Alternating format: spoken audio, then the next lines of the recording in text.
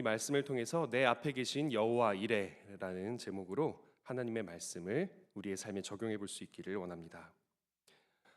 작년에 눈이 굉장히 많이 왔을 때를 혹시 기억하시는지 모르겠습니다. 제가 사는 동네가 또 산에 있는 동네다 보니 눈이 다른 지역보다도 더 많이 왔었는데요.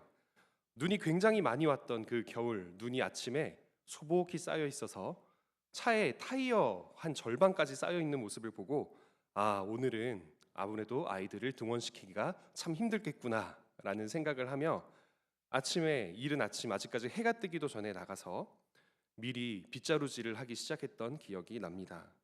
그때 제가 나가기 전에 이미 관리 아저씨들과 또 동네 주민들이 함께 나와서 넛가래와 또 빗자루와 마대자루로 열심히 눈을 치우고 또 소금을 뿌리고 있었는데요. 함께 현관을 쓸고, 아이들이 넘어지면 안 되니까요. 또 주차장을 넛가래로 밀고, 왜냐하면 아이들을 차에 태워서 어린이집으로 또 가야 하니까요. 또 차에 있는 눈을 치우고, 어쨌거나 앞이 보여야 차가 움직이지 않겠습니까? 그런 다음 따뜻하게 차를 예열한 뒤에 올라왔는데, 그 사이에 아이들이 일어나서 아빠 어디 갔었어요? 하고 놀라는 얼굴로 저한테 이야기를 하는 겁니다. 대체 어디 갔었어요? 아직까지 그때 셋째는 말을 잘 못하던 때였는데 아빠 어디 갔었어요? 하고 막 따라하더라고요. 너무나 귀엽게. 그래서 아빠 어디 멀리 갔던 거 아니고 요 앞에서 빗자루질하고 왔어 라고 하니까 빗자루질이요? 하더니 자기들도 구경하겠다고 해서 살짝 구경을 시켜주고 왔던 그런 기억이 납니다. 아이들은 아빠가 없어서 놀랬지만 사실 아빠는 그 아이들을 위해서 미리 나가서 빗자루질을 하고 있었던 것이죠. 그렇게 미리 준비하는 이 아버지의 마음을 느끼면서 또 저희 부모님이 떠오르더라고요. 항상 제가 무언가 배가 고프다 싶으면 딱 가보면 미리 준비해 놓고 계셨던 어머니, 그리고 먼 길을 떠날 때 그냥 차만 준비를 해놓으시는 것이 아니라 그 차 안에서 재미있게 읽으라고 책도 넣어주시고 맛있는 음식 먹으라고 물과 또 과자를 넣어주셨던 그 부모님의 모습이 떠올랐습니다. 저는 예수님께서 지금 하나님 우편에 계신 것은 우리를 위해 하나님의 집에 거할 곳을 준비해 놓으셨기 때문임을 믿습니다. 우리가 가장 필요로 하는 그 영광된 주님의 나라를 우리에게 약속하셨기 때문에 그것을 위해 지금 주님의 우편에 앉아 계시며 우리 안에 성령으로 함께 하시는 것임을 믿습니다. 비록 우리의 눈에 보이지 않을지라도 지금 하나님 아버지께서는 우리를 위해서 예비하시고 그 길로 인도하고 계신 선하신 아버지이심을 믿습니다. 오늘의 본문인 이 아브라함이 이삭을 바치는 이야기는 우리가 어려서부터 많이 들어봤던 이야기인데요. 그래서 잠깐 짧게 먼저 설명을 하고 들어가고자 합니다. 우리가 잘 알듯이 이 믿음의 조상이라고 불렸던 아브라함이 하나님께 선택을 받고 또 하나님께서 가라 하신 곳으로 가면서 여기저기 떠돌아다니다가 한 가지 고민거리를 하나님께 털어놓습니다. 그것이 무엇이었죠? 자식이 없다는 거였습니다. 자기 나이도 엄청나게 많이 들었고 자기 아내도 이미 월경이 끊겨버린 이런 상황에서 아이가 없어서 나의 재산과 나의 소유와 또 나의 식솔들을 누구에게 맡겨야 할지 모르는 상황에 하나님께서는요, 너에게 자식을 주겠다 이렇게 얘기를 하시는 게 아니라 자식을 주겠다, 그런데 큰 민족을 이루게 하시겠다라고 상상도 할 수 없는 약속을 하셨죠. 그럼에도 불구하고 무려 86세가 되기까지 아브라함에겐 자식이 없었습니다. 그 나이가 돼서야, 86세가 되어서야 도저히 나의 아내인 사라가 임신을 못할 것 같으니 사라의 종 하갈을 통해서 후사를 봐야겠다라고 생각을 해서 하갈을 통해 이스마엘이라는 적장자는 아니지만 그래도 아들을 얻게 되었죠. 하지만 하나님께서 보시기에는 사라에게서 태어나야 할 그 아이가 하나님의 뜻을 이어나갈 존재였기 때문에 이스마엘에게도 복을 주고 또 한 민족을 이루게 하겠지만 그 아이는 아니다라고 하나님이 말씀을 하셨습니다. 그리고 나서도 무려 14년이나 더 기다려서야 드디어 하나님께서 약속하셨던 그 이삭이 태어났습니다. 그러니 얼마나 예쁘겠습니까? 얼마나 사랑스럽겠습니까? 얼마나 소중하고 귀하겠습니까? 그냥 자식이어도 귀할 텐데 이미 손주를 보고도 남았을 그 나이에 귀하게 얻은 아들, 적장자를 보며 얼마나 행복했겠습니까? 그런데 갑자기 하나님께서 정말 충격적인 명령을 내리십니다. 이 창세기 22장 1절을 보면 아브라함을 시험하시려고 하나님이 이렇게 말씀을 하셨다고 합니다. 아브라함아, 너의 아들 이삭을 나에게 번제로 바쳐라. 그냥 바쳐라 라고 얘기를 했으면 하나님께서 쓰실 수 있게 하나님의 사람으로 기르라는 뜻이군요. 하나님께서 바라시는 어떤 곳에서 하나님을 위해 열심히 봉사하며 살라는 뜻이군요 라고 받아들였을 수도 있는데, 하나님은 정확하게 못 박아 말씀하십니다. 번제로 바쳐라. 불태워서 바치라는 뜻입니다. 이게 얼마나 충격적이겠습니까? 그래서 아브라함이 어떻게 했을까요? 분명히 고민을 했겠죠. 분명히 마음 아파했겠죠. 어떻게 해야 될까? 하나님께 기도하며 고민을 했겠죠. 하지만 그러한 모습은 본문에는 나와 있지 않습니다. 성경에는 오직 이렇게 표현을 합니다. 아침 일찍 일어나서 하나님이 명령하신 대로 준비해서 출발했다고요.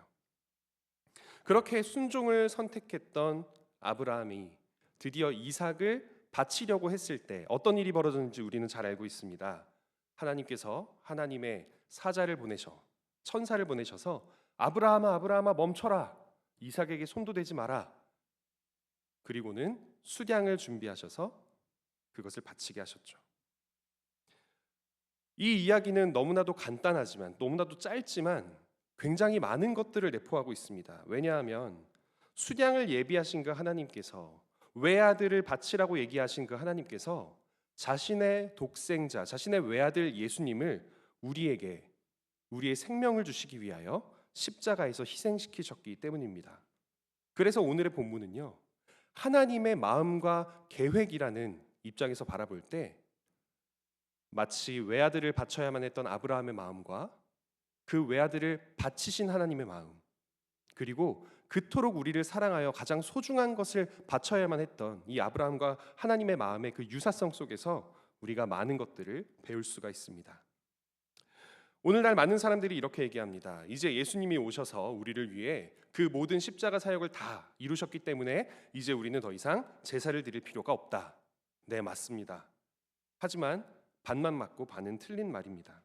지금도 여전히 죄의 삭은 사망이고 생명이 생명을 대신한다는 원칙은 존재합니다. 그저 대제사장이신 예수님, 영원한 우리의 제사장이신 예수님께서 또한 영원한 생명을 지닌 자신의 생명을 제물로서 제사를 드렸기 때문에 우리가 그 제사에, 예수님의 목숨, 그 피값의 제사에 참여함으로써 구원을 얻었을 뿐입니다. 양이 예수님이 되었고 제사장이 예수님이 되었을 뿐, 우리는 누군가의 생명으로 우리의 생명을 대속받았다는 사실에는 변함이 없기 때문입니다.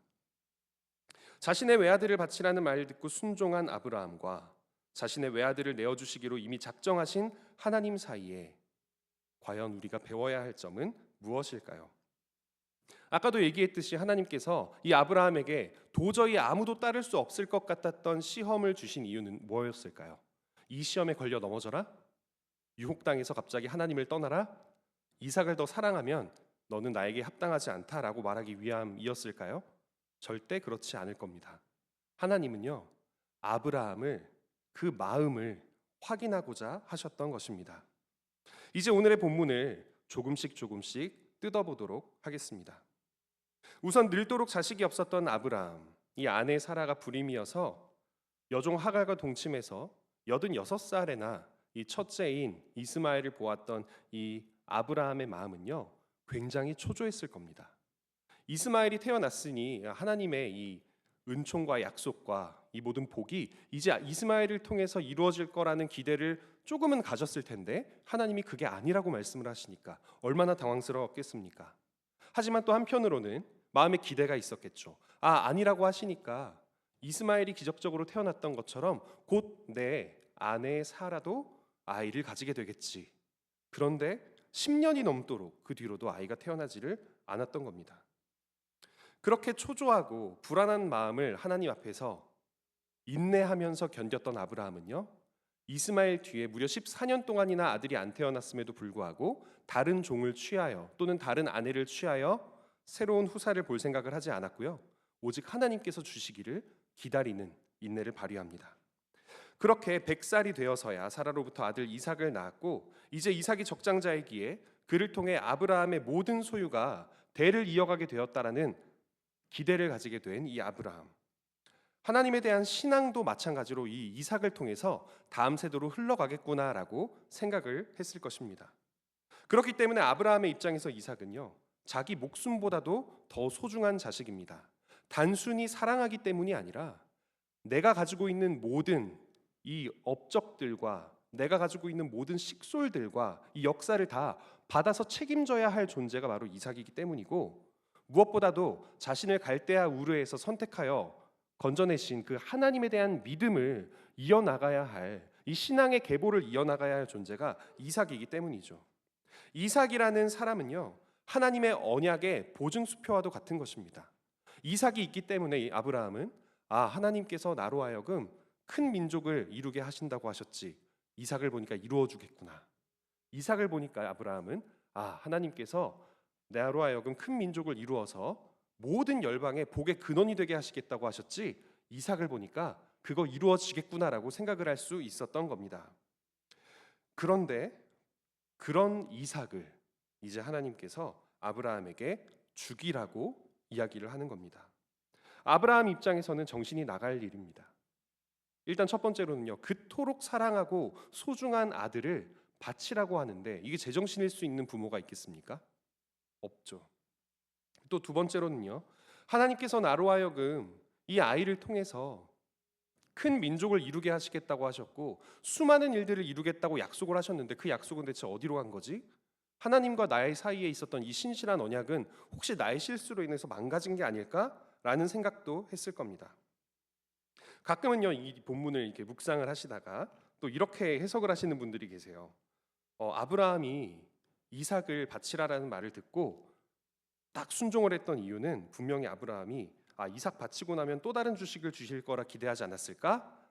그런 기대를 갖고 있었기 때문에 순종했을 것이다. 또는 또 이스마엘을 통해 큰 민족을 이루시지 않을까라고 생각하고 순종했을 것이다라고 생각하는 사람들도 있는데요. 네, 그렇게 생각했을 수도 있습니다. 하지만 그건 지극히 우리 입장에서의 묵상이고요. 아브라함 입장에서는 어떻겠습니까? 열 손가 깨물어서 안 아픈 손가락이 없다고 하는 자식인데 지금 그 자식을 불태워 죽여야 된다라고 이야기를 하는 겁니다. 아브라함은 지금 자기가 사랑하는 자기 자식을 죽여야 하는, 가장 사랑하는 존재를 파괴해야 하는 아버지의 입장에 선 것입니다.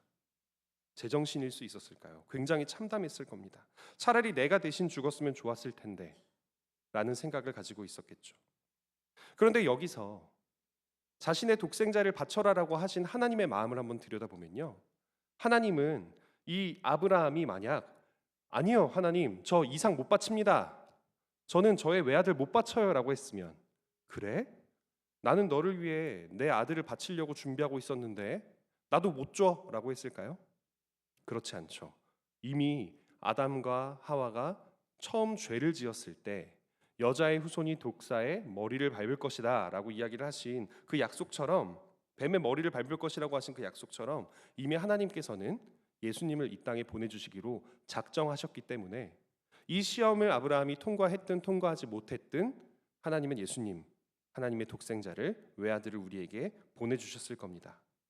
그러니 하나님께서는요, 이 아브라함이 어떻게 행동하시느냐에 관계없이 자신의 외아들을 우리에게 바칠 것을 이미 예정해 두셨고, 그 상황에서 아브라함도 비슷한 사랑으로 나를 경외할 수 있는지를 시험해 보고 싶으셨던 것이죠.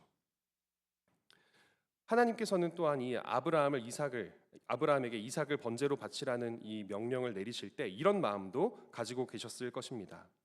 만약에 아브라함이 내가 이삭 바치라고 한 말에 시험 들어서 말 그대로 유혹당해서 하나님, 저는 그렇게 끔찍한 명령을 하는 하나님을 더 이상 섬길 수 없습니다 라고 얘기를 하면서 날 떠나면 어떡하지? 또는 아브라함이 솔직하게 이삭에게 다가가 아들아, 정말 미안한데 하나님께서 너를 제물로 바치래 라고 솔직하게 얘기해버린 바람에 이삭이 놀라서 도망가 버리면 어떡하지? 온갖 생각들을 하나님께서도 하셨을 겁니다. 왜냐? 아브라함이나 이삭이나 하나님께서 주신 소중한 자유로운 의지가 있으니까요. 하지만 또 한쪽 편의 마음으로는 하나님은 아마 아브라함과 이삭이 하나님을 믿는 것보다도 더 강한 믿음으로 아브라함을 믿고 계셨을 겁니다. 내가 선택한 저 아브라함, 지금까지 나의 신실한 인도를 받아왔고 경험해왔던 저 아브라함이라면 내가 시키는 대로 하는 게 분명히 자신에게도 복되다는 사실을 믿고 있겠지. 비록 내일 일이 어떻게 될지 모르지만, 이삭을 바치고 나면 내 삶이 어떻게 될지 모르지만, 그래도 그것이 나의 말이라면 자신에게 가장 좋은 길이라는 것을 믿고 순종하겠지라는 그런 믿음도 가지고 계셨겠죠. 아브라함은 이삭을 번제로 바치라는 명령을 듣고 아침 일찍 일어나서 나귀에 안장을 지우고 두 종과 아들 이삭을 데리고 번제에 쓸 나무를 가지고 출발을 합니다. 왜 두 종과 이 나귀를 가져갔을까요? 살펴보면 나중에서야 이 종들에게 여기서 기다리라고 하고 이삭에게 이 자신을 태울 번제에 쓸 나무를 지고 가게 하는데, 그때까지는 3일이 걸렸는데요. 그 3일 동안은 자기 아들 이삭에게 짐을 지우지 않았다는 뜻입니다. 3일 동안이나 너무나 고생스럽게 걸어가면서 마음은 더 고통스러웠겠죠. 하나님의 그 명령하신 산이 가까워지면 가까워질수록 내 아들을 죽여야 하는 시점이 가까워지는 것이니 얼마나 마음이 고통스럽고 번민이 가득하겠습니까? 근데 그 와중에도요, 이 아버지의 마음은 아들 이삭이 죽을 땐 죽더라도 가는 길에 나무를 지고 가는 수고를 하지는 않기를 바랬던 겁니다. 그 사이에 분명히 아들에게 마실 물과 먹을 음식을 주었을 것이고요. 그 아들의 발이 더러워지거나 부르트면 그 아들을 도와주었을 것이며, 아들이 힘들다고 하면 쉬어가자고 했을 겁니다. 그게 아버지의 마음이니까요. 그런데 하나님은 어떻습니까? 하나님께서는요, 우리를 위해 그 여자의 후손으로 오실 예수님을 약속하시고 나서 너무나도 긴 세월을 자신의 독생자 예수님의 죽음을 기다리며 계셨습니다. 예수님께서 이 땅에 사람의 몸을 가지고 태어나신 뒤에도 무려 30년이 넘게 사람의 몸을 가지고 살아가시다가 자신의 목숨을 우리를 위해 바치셨기 때문에 예수님께서도 그만큼 긴 세월 동안 언젠간 끔찍한 고난을 받으며 또 고통을 느끼며 죽어가게 될 자신의 미래를 생각하며 마음이 아프셨을 겁니다. 5절과 6절에서는 드디어 종들에게 여기서 기다리라고 이야기를 합니다. 아브라함이 드디어 이제 자식 이삭에게 번제 나무를 지게 합니다. 그동안 나귀와 종을 데려간 이유는 아까 말씀드렸듯이 아들 이삭을 고생시키지 않기 위해서인데, 왜 지금은 종들을 기다리게 하였을까요? 종들이 만약 함께 간다면 아브라함이 하나님이 명령하셨다, 나는 이제 이삭을, 내 아들을 번제물로 바칠 것이다 라고 말하는 순간 종들이 가만히 있었을까요? 종들에게도 이삭은 아주 소중한 존재입니다.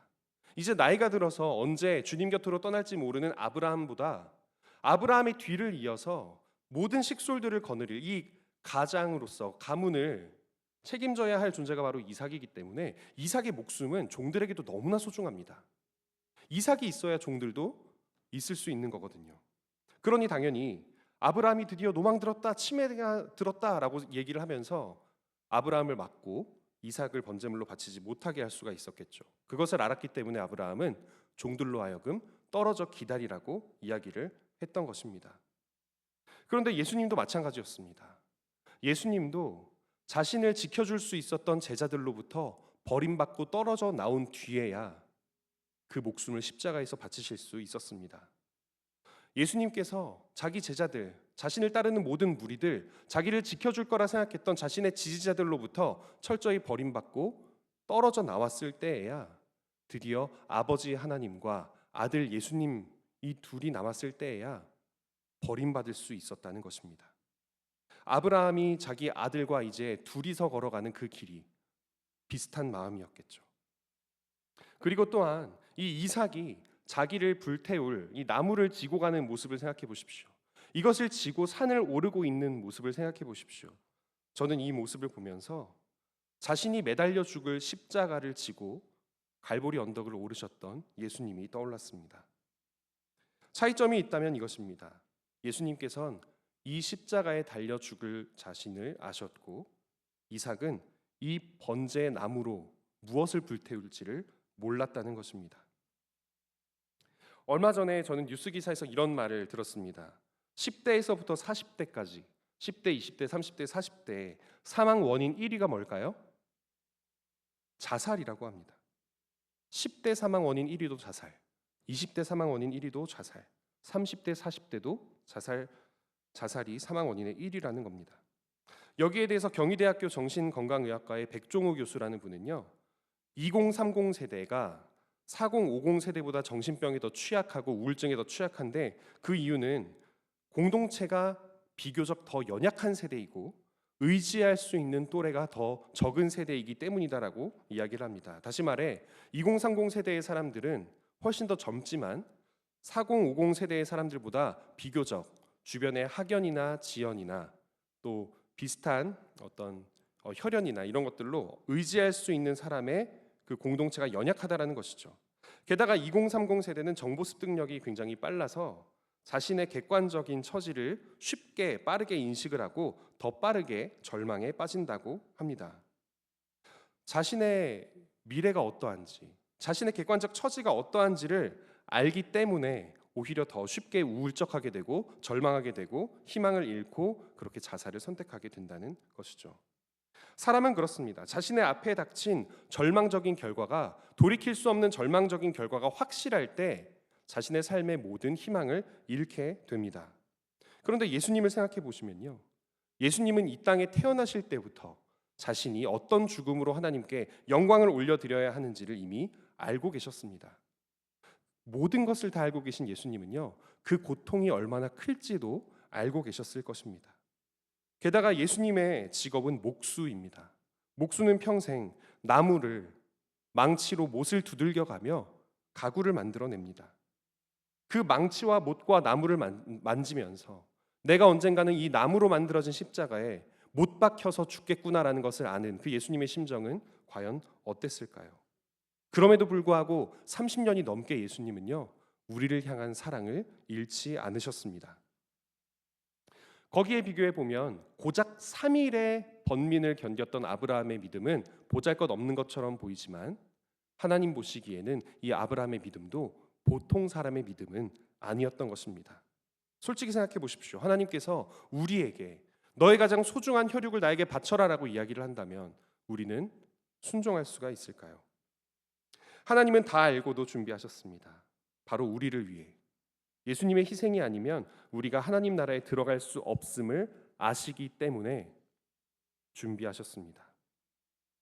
그리고 나서 이삭이 바쳐지기 직전 하나님께서는 천사를 보내시어 아브라함아 아브라함아 하고 다급하게 부르시면서 이삭에게 손을 대지 않게 하셨습니다. 이게 얼마나 감사한 일입니까? 3일 동안 정말 미칠 것 같았던 이 아브라함의 마음이 한순간 탁 풀어지는 순간이었을 겁니다. 그랬구나. 역시 하나님께서 예비하셨구나. 역시 하나님께서 다 준비하셨구나. 생각이 있으셨구나. 내가 하나님 믿고 순종하길 잘했구나라는 생각이 들었겠죠. 그래서 그 산에서 준비된다고 하여 여호와 이레라고 부르게 되었다라고 이야기를 합니다. 그런데 이 여호와 이레에서 이 이레는요, 라 바라보다라는 말에서 파생된 말입니다. 그래서 이 이레라는 말은 보다, 미리 보다, 조사하다, 준비하다라는 뜻을 가지고 있어서 우리가 여호와 이레라고 부르면 예비하시는 하나님 또는 준비하시는 하나님이라고 이야기를 하죠. 반대로 얘기를 하면요, 하나님께서는 다 보고 계시다라는, 그렇기 때문에 이 모든 길에 일어날 수 있는 일을 다 보고 계시고 다 예비하시고 하나님께서 어떻게 하면 큰 영광을 받으며 사람들에게도 어떻게 하면 평안이 주어질지를 다 아시는 분이다라는 뜻입니다. 하나님께서는 그렇게 모든 걸 다 보고 계시고 모든 걸 조사하신 뒤 가장 아름다운 길로 예비하신 분이셨던 겁니다. 또한 7절에서 8절의 말씀을 보면요, 이삭이 불과 나무는 있는데 번제물이 없습니다 라면서 아버지에게 묻는 장면이 나옵니다. 이때 아브라함이 하나님께서 자기를 위해 친히 준비하시리라 라고 대답을 하는데요, 이때 아브라함은 거짓말을 한 것이죠. 이삭을 바쳐야 한다는 사실을 알고 있었는데 네가 바로 번제물이야 라고 이야기를 하면 이삭이 겁을 먹을 수도 있고요, 또 언젠가 바쳐지더라도 그때까지는 마음 편히 있기를 원하는 아버지의 마음으로 하나님이 자기를 위해 친히 준비하실 거야 라며 거짓말을 한 것인데요, 이 달래기 위한 거짓말이 마치 예언인 것처럼 수량이 하나님으로부터 예비되어 걸려 있었습니다.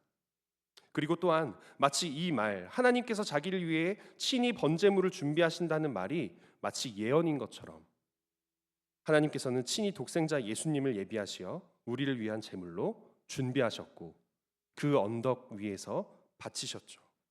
13절의 말씀을 보면 수량의 뿔이 수풀에 걸려 있었다라고 이야기를 하는데요. 이 고대 사회에서 뿔은 권능을 상징하는 메타포였습니다. 그래서 이 뿔이 크다라고 이야기를 하면 어떤 왕이나 사람의 권능이 크다라는 뜻이었고요. 뿔이 많다라고 하면 그 사람의 힘이 크다라는 뜻이었습니다.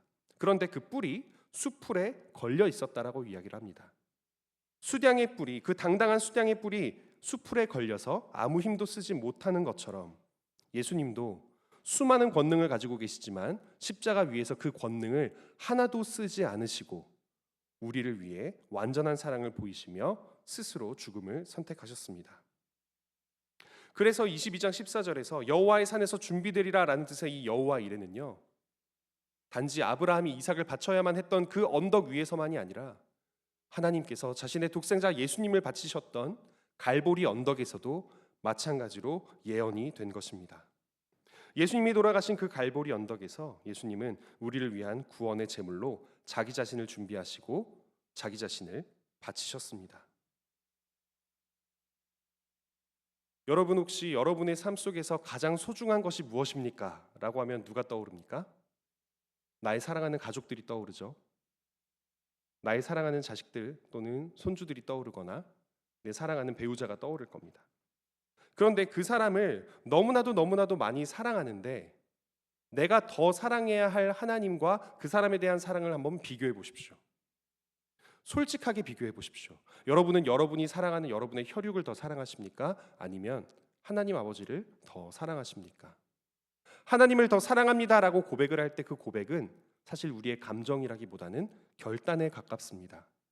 우리는 내 눈에 보이고 내가 직접 만질 수 있고 내 배 아파 낳은 아이를 더 사랑할 수밖에 없기 때문이죠. 그런데 하나님께서 자신의 그러한 삼위일체 하나님의 일부인, 오히려 자신의 친자식보다도 더 가까운 사이인 예수님을 바치셨다는 것은요, 우리가 느끼지 못할지라도, 우리가 그와 같은 사랑으로 하나님을 사랑하지 못할지라도 하나님께서는 그처럼 놀랍고도 깊은 사랑으로 우리를 사랑하고 있으시다는 것을 의미합니다. 하나님께서는 감정뿐만이 아니라 결단뿐만이 아니라 또한 감정으로도 우리를 너무나도 사랑하신 분이십니다. 예수님께서도 자기 목숨보다도 우리를 더 사랑하신 분입니다.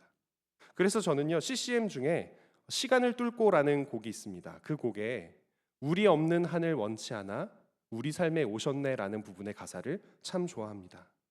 우리가 없는 하늘을 원치 않으시기 때문에 그 하늘을 포기하고 영원한 생명을 포기하고 이 땅에 피조물의 모습, 죽을 수 있는 모습으로 태어나신 그 예수님을 떠올리게 하기 때문입니다. 그런데 오늘의 본문을 잘 보면 또 이런 마음이 떠오릅니다. 아브라함이 이삭을 잡으려고 할 때 하나님은 아브라함아 아브라함아 하고 외치면서 다급히 막으셨는데, 예수님께서 십자가에 달려 자기 목숨을 버리실 때, 아버지 하나님께서 자기 아들 예수님을, 성자 예수님을 버리실 때에는 그 자리에 하나님 멈추십시오라고 얘기한 사람이 아무도 없었다는 겁니다. 예수님께서 채찍질 당하고 창에 찔리고 조롱당하고 욕을 먹고 자신의 옷을 뺏겨 나누어 갖게 될 때까지 그 괴롭힘을 다 당하시면서도 그 누구도 하나 하나님 멈추십시오, 예수님 멈추십시오라고 이야기를 하지 못했습니다. 우리 사람의 사랑은 고작 그 정도였던 것입니다. 더 깊이 들어가 이야기를 하자면 우리는 우리의 죽음에 대해 아무런 계획도 대책도 가질 수 없었지만 오직 하나님께서 죄인인 우리를 위해 이 모든 것들을 예비하시고 대책을 마련하시고 준비하셨다는 것이죠. 그래서 요한복음 10장에 예수님께서는 자신을 이렇게 표현하십니다. 나는 선한 목자다. 선한 목자는 양들을 위하여 목숨을 버린다. 주님은 우리의 선한 목자이심을 저는 믿습니다. 선한 목자는요, 양떼를 위해 자신의 목숨을 버리는 존재입니다. 양떼를 사랑하고 사랑으로 돌보아주는 존재입니다. 그저 사꾼처럼 이 양떼를 저리로 몰아서 우리에다가 넣어주세요 하면 우리에다가 넣고 집으로 가버리는 그런 사꾼이 아니라 우리의 넣은 뒤에 혹시 들어가지 못한 양이 있는지를 찾아 돌아다니며 잃어버린 양이 있을 때 그 양을 들고 다시 우리로 돌아오는 마음, 혹시라도 이 양이 넘어져 있지는 않을까, 혹시라도 이 양이 나쁜 짐승에게 물려가지는 않을까를 두려워하는 마음으로 살피는 그 사랑의 마음으로 주님은 우리를 돌보아주고 계신 것입니다. 그리고 그 선한 목자이신 주님께서 여기 있는 우리 모두에게 안식할 수 있는 영원한 하나님 나라를 허락하셨습니다. 그곳까지 가는 것이 우리 광야 인생길의 목적입니다. 그래서 우리는 가끔 또 이렇게 착각을 하기도 합니다. 하나님께서 우리에게 영원한 생명을 주셨으니까 그 천국의 삶은 우리가 죽은 뒤에 충분히 우리가 누릴 수 있겠지. 그러니까 이 땅에서는 마치 하나님이 나를 돕지 않는 것 같이 고난이 가득할지라도 참자. 네, 그것도 참 놀라운 믿음이긴 하지만 하나님께서는요, 우리를 너무나도 사랑하시는 목자이시기 때문에 우리가 천국 가는 그 길, 이 광야 같은 인생길 내내 우리를 가장 선한 길로 인도하시는 분이십니다. 어떤 목자도요, 자신의 양떼를 우리 안으로 몰고 가기 위해서 그 길을 미리 보고 예비하지 않는 목자는 없습니다. 양들이 갈 수 있는 길인지를 살펴봅니다. 혹시라도 나쁜 짐승이 있는 숲을 피해갈 수 있는지를 살펴봅니다. 큰 구덩이나 절벽이 있는지를 살펴보고 가장 안전한 길로 양들을 몰아갑니다. 우리 안에 들어가야만 이 목자의 소원이 성취되는 것이 아닙니다. 그 길 내내 양들이 평안하고 안전해야만 하는 것이죠. 가는 길에 마실 물이 있는지, 양들이 지치면 쉴 곳이 있는지, 먹을 풀은 충분한지를 보며 양들에게 가장 좋은 길, 양들이 한 마리의 낙오자도 없이 우리 속으로 들어가 쉴 수 있게끔, 안식할 수 있게끔 하는 그 길을 미리 보고 예비하는 것이 선한 목자입니다. 마치 어린 자식들이 먼 길을 여행하기 위해서 아버지의 차를 탈 때 아버지가 차만 시동 걸어 놓는 것이 아니라 아이들이 차에서 먹고 마실 것, 놀 것, 잠들면 덮을 것을 예비하고 중간에 들릴 휴게소를 미리 알아보는 것처럼 하나님께서는요, 우리 이 광야 같은 인생길 가운데에 언젠가 하나님 나라에 그 아버지의 집에 들어갈 때까지 어떻게 하면 안전하고 또 평안하게 그 길을 걸어갈 수 있을까를 미리 보시고 예비하시는 분이신 줄 믿습니다. 오늘 이 예배도 마찬가지입니다. 그 광야길에 우리의 인생길에 필요한 영적인 양식과 쉼을 위한 시간인 것이죠. 모든 예배는 다 주님께서 예비하신 것임을 저는 믿습니다. 아멘. 우리는 내일 일을 모릅니다. 일주일 뒤에 무슨 일이 있을지 모릅니다.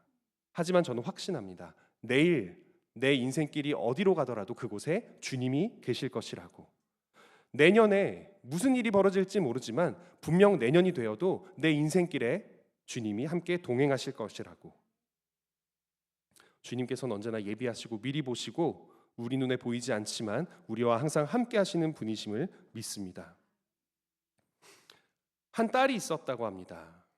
청소년기의 딸이 불의의 사고로 눈이 보이지 않게 되었습니다. 이 딸은 심한 우울증을 겪기 시작했습니다. 그도 그럴 것이 평생 앞을 보며 살다가 앞이 보이지 않게 되자 바깥으로 나가는 것도 두렵고 친구들을 만나는 것도 두렵고 재미있게 보던 TV도 볼 수가 없었기 때문입니다. 그 모습을 본 부모는 이 딸에게 어떻게든 삶의 희망을 주기 위해 데리고 나가서 평소에 가던 놀이터, 평소에 가던 매점을 돌아다니며 이곳은 예전에 그곳이니까 기억하지? 혹시 먹고 싶은 게 있으면 얘기해봐. 그 물건 네가 손으로 만질 수 있게 해줄게 라고 이야기를 하며 이 딸이 평소와 같은 삶을 살 수 있도록 도왔습니다. 하지만 딸은 쉽게 회복되지 못했습니다. 그러다가 부모가 어느 날 이 딸에게 이렇게 얘기를 했습니다. 이제 너에게 지팡이를 주겠다. 이 지팡이를 짚고 집 앞에 있는 엘리베이터까지 가는 연습을 해보아라. 그래서 이 아이는 어떻게 제가 눈이 보이지 않는데 지팡이 하나만 가지고 엘리베이터까지 갈 수 있단 말이에요? 라면서 두려워했지만 그래도 부모님의 말이니 순종했습니다. 그리고 몇 번 연습하자 집 문을 열고 엘리베이터 앞까지 가는데 성공했습니다. 그러자 이번에는 부모가 얘기했습니다. 이제 엘리베이터에서 1층을 누르는 거를 연습해봐라. 내 눈이 하나도 보이지 않는데 어떻게 1이라는 숫자를 누를 수 있겠어요? 손을 더듬더듬 거리며 가장 아래층을 누르면 1층일 거야. 그 말을 듣고 연습한 이 딸은 어느 순간 집 문을 열고 나와 엘리베이터에서 1층을 누르는데 성공했습니다. 그렇게 조금씩 더 앞으로 나아가다 보니 어느 순간 이 딸은 예전에 가던 놀이터, 예전에 가던 매점, 예전에 가던 공원을 다 다닐 수 있게 되었습니다. 그런데 마음 한켠에는 참 서운한 마음이 있었다고 합니다. 내가 눈이 보이지 않는다는 사실을 알면서도 부모님은 처음에는 나와 함께 모든 곳에 동행해 주시다가 이제는 부모님 대신 지팡이만 들고 다니게 하시는구나. 혹시라도 큰 사고를 당하면 어떡하려고. 부모님이 나를 정말 사랑하시는 게 맞나.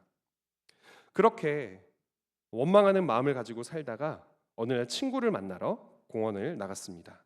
그리고는 그 공원에서 친구를 만나서 한창 수다를 떨며 나 눈이 잘 안 보이니까 우리 카페 갈 때는 오랜만에 나 지팡이 안 들고 있게 네가 나를 부축해줘 라고 이야기를 하는 겁니다.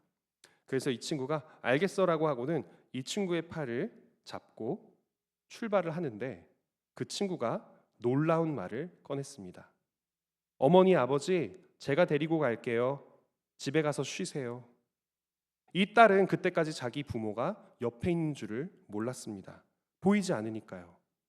그런데 눈이 보이는 자신의 친구의 눈은 보였던 겁니다.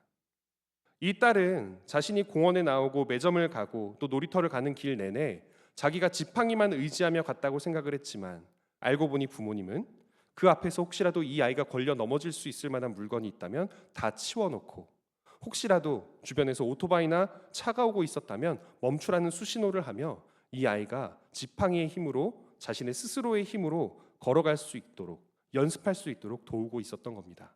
그리고 친구를 만나러 나갔던 바로 그날도 부모님은 가까운 곳에서 자기 딸이 알아채지 못하게 함께 걷고 있었던 것이죠. 그제서야 이 딸은 내 눈에 보이지 않아도 나와 항상 함께하고 있는 이 부모님의 사랑을 알게 되었다고 합니다. 하나님, 우리 여호와 일의 하나님의 사랑이 그와 같습니다. 우리는 영적인 눈이 멀어 하나님을 보지 못하지만 하나님은 항상 여러분과 함께 계십니다. 우리는 이 영적인 소경의 삶을 살아가고 있기 때문에 우리의 앞날을 이미 보시고 예비하고 계신 우리 앞에 있는 모든 돌무더기들을 치우고 계신 그 주님의 손길을 바라보지 못하지만 하나님은 지금도 우리의 내일을 위해 우리의 내년을 위해 천국 가는 그날까지의 모든 인생길을 위해 이미 기다리고 예비하고 계신 분이십니다.